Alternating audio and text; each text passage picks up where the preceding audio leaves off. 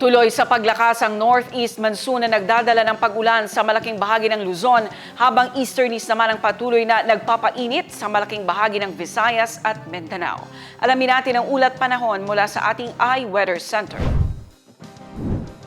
Sa weather bulletin mula sa Pag-asa, makikita sa ating iWeather Center na lumakas ang northeast monsoon, kaya asahan ang mahina hanggang sa katamtamang lakas ng pag-ulan sa malaking bahagi ng Luzon. Patuloy namang asahan ang maaliwalas hanggang sa mainit na panahon sa Southern Luzon, malaking bahagi ng Visayas at Mindanao, dulot ng easterlies. Pero posible pa rin ang mga isolated rain showers sa hapon o sa gabi. Wala pa rin binabantayang LPA o bagyo ang Pag-asa sa loob at labas ng Philippine Area of Responsibility.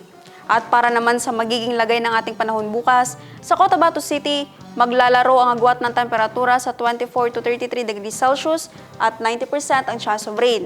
Sa Maguindanao, papalo ang agwat ng temperatura sa 24 to 34 degrees Celsius at 60% ang tsansa ng pag-ulan. Sa Cotabato Province, maglalaro sa 23 to 33 degrees Celsius ang agwat ng temperatura at 40% ang tsansa ng ulan. 25 to 33 degrees Celsius naman ang magiging agwat ng temperatura sa Davao City bukas at 30% ang chance of rain. Sa Cagayan de Oro City, papalo sa 25 to 33 degrees Celsius ang agwat ng temperatura at 30% ang tsansa ng pag-ulan.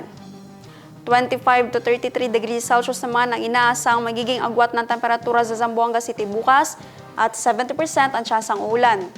Ang Lanao del Norte papalo bukas sa 23 to 32 degrees Celsius ang agwat ng temperatura at 30% ang tsansa ng pag-ulan. Habang sa Lanao del Sur naman ay makakaranas ng 18 to 26 degrees Celsius ang agwat ng temperatura at 10% ang chance of rain. Ang araw ay sumikat kaninang 6:03 ng umaga at lumubog ng 6:07 ng gabi.